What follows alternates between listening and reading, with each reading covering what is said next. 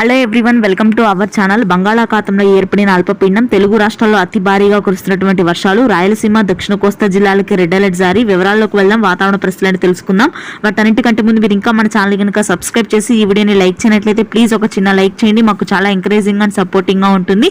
ఇక వివరాల్లో కనుక వెళ్ళినట్లయితే బంగాళాఖాతంలో ఏర్పడిన ఉపరితల ఆవర్తన ద్రోణి బలపడి రాయలసీమ జిల్లాలకు విస్తరించడంతో తిరుపతి, చిత్తూరు, పుట్టపర్తి, సత్యసాయి, కదిరి, నంద్యాల, బద్వేల్, రాయచోటి, పులివెందుల, జమ్మలమడుగు ప్రాంతాల్లో రాత్రి నుంచి ఎడతెరపు లేకుండా భారీ వర్షపాతం నమోదవుతుంది. మరొక 2 రోజుల పాటు ఇదే విధంగా వర్షాలు కురిసే అవకాశం ఉందని వాతావరణ కేంద్రం వెల్లడించింది.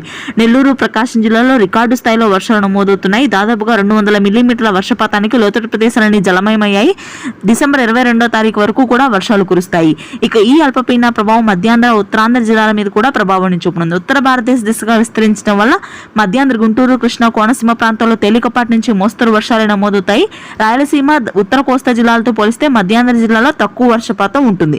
ఉత్తరాంధ్ర, శ్రీకాకుళం, విజయనగరం, విశాఖపట్నం ప్రాంతాల్లో మాత్రం అతి భారీ వర్షాలు కురనున్నాయి మరొక 4 రోజుల పాటు. తెలంగాణ వ్యాప్తంగా పొడి వాతావరణం ఉంటుంది. ఎటువంటి వర్షాలు కురవు. చలి తీవ్రత మాత్రం పూర్తి స్థాయిలో పెరుగుతుంది. అత్యధికంగా తెలంగాణలోని దక్షిణ తెలంగాణ ప్రాంతాల్లో అక్కడక్కడ చిరుజల్లు మాత్రం నమోదవుతాయి. ఇదే ప్రస్తుతానికి ఉన్న weather update. Thanks for watching.